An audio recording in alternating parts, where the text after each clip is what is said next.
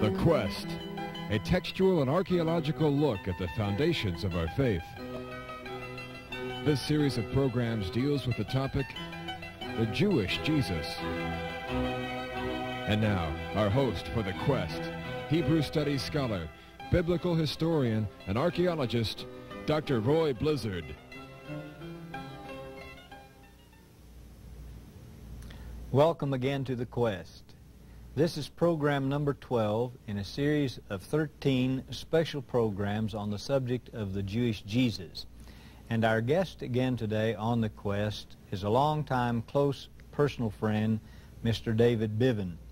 Mr. Biven is a 20-year resident of Israel and one of the top scholars in Israel today, and for that matter, throughout the world, in the subject of the Hebraic background of our Synoptic Gospels. He is leading up a team of research scholars in Israel in the School of Synoptic Studies. And David, it's good to have you back with us again on The Quest. We've been talking for some time now on The Quest about the Hebraic background of our Gospels.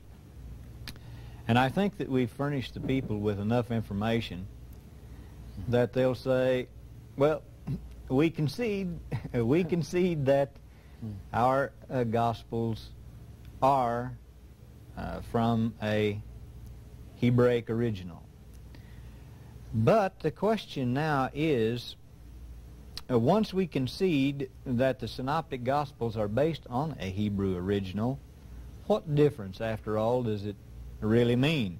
After all, isn't the English translation good enough? Our English translations are often just literal translations of a literal Greek translation.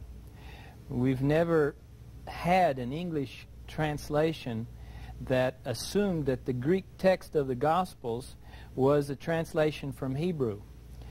The Gospels are not Greek, really, but just Hebrew in Greek dress. And Hebrew words have different shades of meaning than Greek words, or of course than English words. The Greek word for sea, for instance, means sea. But the Hebrew word for sea, yam, can mean sea, but it can also mean lake. Now, with that little bit of information, then you can understand why we have in our Gospels the Sea of Galilee. Actually, it's not a sea at all, it's just a lake. But from that extra shade of meaning that we have in Hebrew, we get coming over literally into Greek and then on into English, sea, when really we should translate lake. Now, the Greek word for forgive means forgive, but the Hebrew word for forgive can mean not only forgive, but also cancel. Let's look at a passage where we have this Hebrew usage in Luke 7:41 and 42. And the passage reads, "A certain creditor had two debtors. One owed 500 denarii and the other 50. When they could not pay, he forgave them both." Now, what does it mean to forgive a debt? That's just a little bit strange in English. But again, we have a literal translation from an old Hebrew original, and then a literal translation on into English of a Greek literalism. So what it actually means, of course, from the context we see that when these two debtors couldn't pay, he canceled both their debts. And this is not the only time that this particular usage occurs in our Gospels. Let's take the word ecclesia, which we hear so often. This is the Greek word that is usually translated church, ecclesia. And we often hear, based on the Greek meaning, that this means that The church is the called out ones, because ecclesia comes from the root kaleo, which means to call out or to call.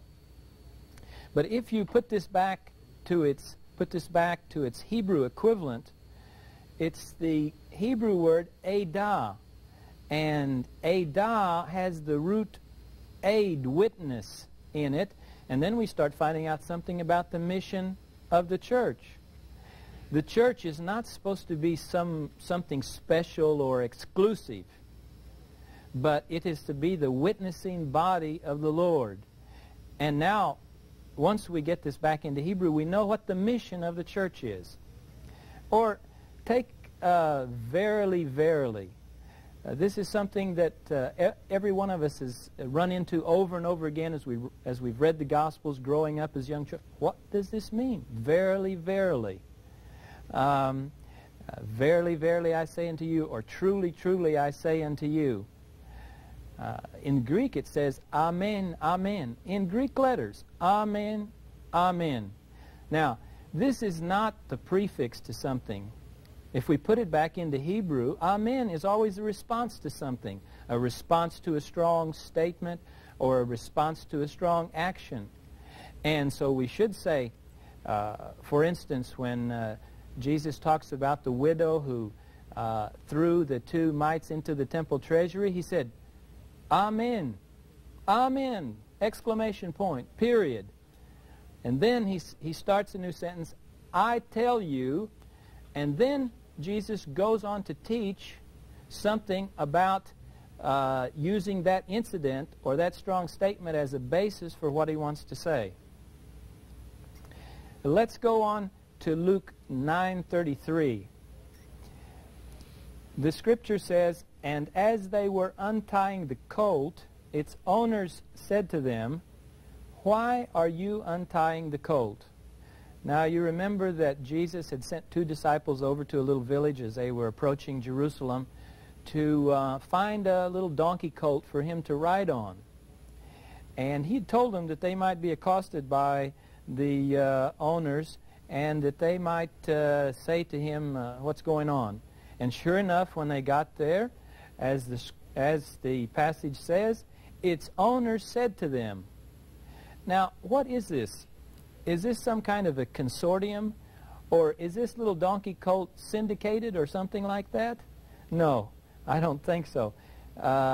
Randy Booth, one of the scholars that we consider part of the Jerusalem School of Synoptic Studies, actually, Randy is a Wycliffe translator serving in southern Sudan and an outstanding linguist.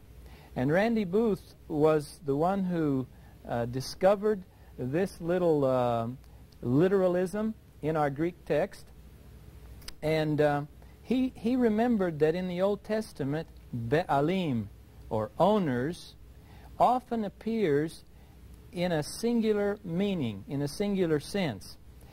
For instance, in Exodus 21:29, where it talks about the goring ox. You remember the scriptures say, the law says there, that if there is a goring ox and its owners, or its owner, I should say, has known that this ox has been goring in the past, but he hasn't kept it up, and if that ox kills a man or a woman, then it says, Hashor Yisakel, the ox will be stoned, Vegam Be'alav Yumat, and also its owners, in the plural, Yumat, will be put to death in the singular. In the singular. So, of course, here we can see that Be'alim, in the plural, really has the singular sense, and we're talking about one owner, not a group of owners. So, once we know that, and once we assume that there's a Hebrew text back of our Gospels, all of a sudden this innocent little thing, owners, is clear. It was not owners, but one owner who said to them, why are you untying the colt? Or let's go next to Matthew 28:1. Now this is a really confusing passage. Let's read it it goes like this. in the end of the Sabbath, now this is the King James Version, in the end of the Sabbath, as it began to dawn, toward the first day of the week, came Mary Magdalene and the other Mary to see the sepulchre. This is kind of confusing, isn't it? According, in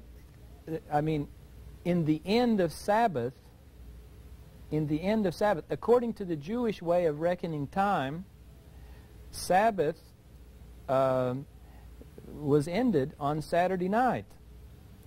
That's almost 10 hours before dawn on Sunday morning. So how can this be? In the end of Sabbath, as it began to dawn? Of course, the Jewish way of reckoning time is that a day begins at sunset, not at sunrise. Of course, Genesis 1:5 says, "And it was evening, and it was morning, first day."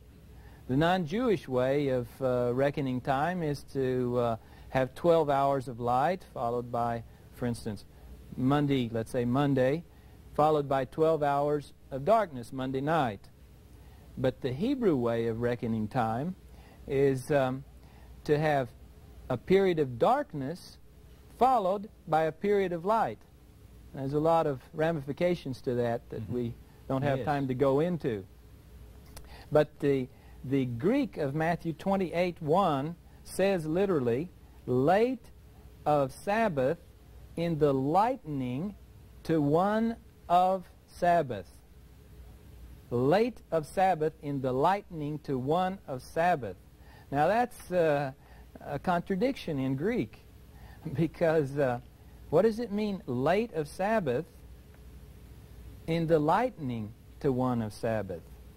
Well, when you put this back into Hebrew, it's not so difficult. You translate it literally back to Hebrew, and it goes, B'motza'ei Shabbat. Now, Motza'ei Shabbat, the going out of Sabbath, is still today in modern Hebrew the time when we get on the buses and ride into the center of Jerusalem to Zion Square, buy an ice cream cone, have a good time. Shabbat is over, buses are starting to run, and this is the going out of Sabbath. The second part of this goes back into good Hebrew also. Or le'echad b'Shabbat, light to one of Sabbath. Light is a Hebrew euphemism the rabbis used all the time for night, surprisingly enough. So light to one, that is the first day of the week. Shabbat has the meaning here not of Saturday but of week. Night to the first day of the week, that's fine. That's not a contradiction in Hebrew. The going out of Shabbat, light or night of the first day of the week, which begins on Saturday evening. Now, when was it that the women went out to the tomb? Well, if you do this according to the Jewish way, it's on Saturday night, not on Sunday morning. And that explains another thing. Why was it that these women hurried home after the crucifixion so quickly and prepared spices and ointments before Shabbat began? In order, it says, and then they rested according to the commandment. Why was that? Because Jesus hadn't been properly anointed, and they didn't intend to wait till Sunday morning to anoint him. No, just as soon as the buses started running, just as soon as they could, they took a lamp, they went out to the tomb, and they anointed the body. They didn't want to wait even 10 or 12 hours to prepare the body. They wanted to do this act of love for Jesus. And that explains a little bit better. And you remember, when they got there, they found what? An empty tomb. An empty tomb already. Jesus might not have been in the tomb much more than 24 hours. From 3 o'clock on Friday till sometime after dark on Saturday evening, just after dark on Saturday evening. When they got there, he was already gone. But the simple fact of the matter is that according to the Jewish method of reckoning time, it was still 3 days in fulfillment with the prophecy that Jesus spoke of as a sign of his... Sure. Friday, Saturday, and at least a few minutes or hours of Sunday, the first day of the week. And we need to emphasize here that this is still to this day the way that the Jews reckon time, that any part of a day is considered as a whole day. And so any part of Friday, Saturday, and any part of Sunday would have constituted the 3 days. And regardless of how many hours he was in there, physically this was a literal fulfillment of the words of Jesus in reference to himself. We might take just another short one. Luke 4:22. Luke 4:22, you remember Jesus is in the synagogue in Nazareth, and the people there get just a little bit upset with him. In 4:22, the text says, "And all spoke well of him, and wondered at the gracious words which proceeded out of his mouth." Now, why is it that they spoke so well of him? A few minutes later, they wanted to stone him. And what about these gracious words? Well, spoke well of him, if you put it back into Hebrew, you see immediately that it's the same thing that happened to Naboth. Navot. The people, heiduhu, the text says, they witnessed, they testified against him. And then, what are these gracious words? Well, the gracious words are divrei chesed, and divrei chesed are not literally, in Hebrew, it's words of grace, but grace can also sometimes in Hebrew be words of disgrace. So, this words of grace can have a second meaning, which it obviously does here. It can mean words of disgrace. And so we should translate, "And all testified against him and marveled or wondered at these disgraceful words," or these words of heresy, which proceeded out of his mouth, of course, is another Hebrewism. And now it's understandable why they got so upset and why they wanted to take Jesus out to the edge of town and stone him. And the reason why, of course, is, as we've mentioned in some of our previous studies, is because of the claims that he is making for himself.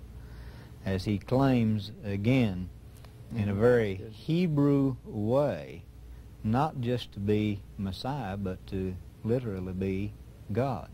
Because he just said from Isaiah that the Spirit of the Lord is upon me to preach the good news to the poor, to the meek. Right. The Apostle Paul spoke of those Gentiles who believed on Jesus as being wild olive branches grafted into the olive tree. Paul reminds us that it is not the branches that bear the roots, but rather the roots which supply nourishment to the branches. In today's biblical field report, we're going to look at the importance of Israel for believers. We've talked about the importance of understanding Jesus and the Scriptures from a Jewish perspective, but what about Israel and the Jew today? As we reflect on the Jewishness of Jesus, what importance does Israel and her people hold for believers throughout the world today? In all of history, the Jews have held a unique place in the Bible, in the eyes of God, and in the eyes of the world. According to the Bible, there are only two classes of people: those who belong to the family of God and those who don't. Those who belonged to the family of God were known as Jews, and those who didn't were known as Gentiles or pagans. As we look upon the Temple Mount, Mount Moriah, we are in truth looking upon the very beginnings of our faith. Here Abraham was willing to offer up his son Isaac as a sacrifice to God. Here King David offered his sacrifices to God, and later his son Solomon built the temple to Jehovah God. Here Jesus worshiped and ministered, and it was here that the Holy Spirit descended on the day of Pentecost on Peter and the multitudes. It is here in this place, as in no other, that there is a profound sense of one's spiritual roots. Standing here overlooking the Temple Mount, we can recall the words of Paul, who said, "Those who were once afar off have now been drawn nigh." Been drawn nigh to what? To the commonwealth of Israel, to Judaism. The temple was still standing, and Judaism was still vibrant and alive when Paul wrote those words. The Gentile who has accepted Jesus is the wild olive branch. And in a proper spiritual context, the believing Gentiles have been grafted into Judaism. The natural tree wasn't chopped down and burned, but rather it remains. And the branches receive their strength and their nourishment from it. This understanding complements a statement made in the Middle Ages by the great Jewish philosopher Yehuda Halevi, who wrote in his book Hakuzari, "There is no people like God's chosen people, the Jew. There is no country like God's chosen country, Israel. And there is no place where the presence, the emunah of God, is felt in the hearts of his people as when his people are at home in the land."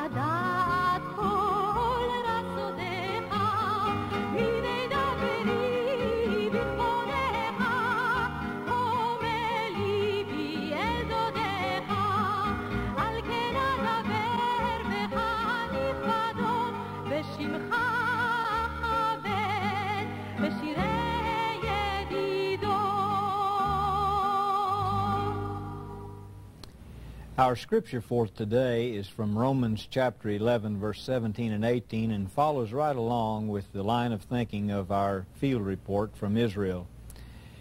"But if some of the branches were broken off, and you, a wild olive shoot, were grafted in among them to share the richness of the olive tree, do not boast over the branches. If you do boast, remember it is not you that support the root, but the root that supports you." David, would you comment for us in the time that we have left on that passage? I think it's important for believers to understand exactly what is being said here. Well, I think that Christian identity is probably the greatest issue facing the church today. Until the church gets this issue of Christian identity settled, it cannot really be whole. The Israelis are asking a lot of questions about how they can survive, how they can defend themselves successfully. But the most important question in Israel is, guess what? Who is a Jew? Who is a Jew? And they're concerned with their identity. And they talk a lot about assimilation. In fact, Jews all over the world talk about the problem of assimilation. That is, fading into the Gentile culture that surrounds them. And I think that the Christian has to get it straight just who he is. Is he a Gentile, or what is he? And of course, biblically, as you pointed out in your field report, there are only two kinds of people. Either you're a part of God's people, or you're not. You're a pagan or a heathen. In 1 Corinthians, which was written to a classic Gentile church, Paul, in many places, speaks to these quote, unquote, Gentiles as if they're Jewish. He says in chapter 12, verse 2, you know that when you were Gentiles, you were led astray by dumb idols. And in chapter 10, he says, I want you to know, brethren, that our fathers were all under the cloud and all passed through the sea and so on, and were all baptized unto Moses. Now, who were these fathers of ours that Paul is speaking about? Well, Joshua, Caleb, Moses. Paul treats and views these Gentiles as if they're part of Israel, and certainly they were. Yes, and that's certainly the way that we properly should view ourselves as Jewish. This is the historical and cultural background and foundation It's a contradiction of our faith. in terms to say, I'm a pagan Christian, I'm a Gentile Christian. It's an impossibility. Not any such thing. Well, thank you, David, for being with us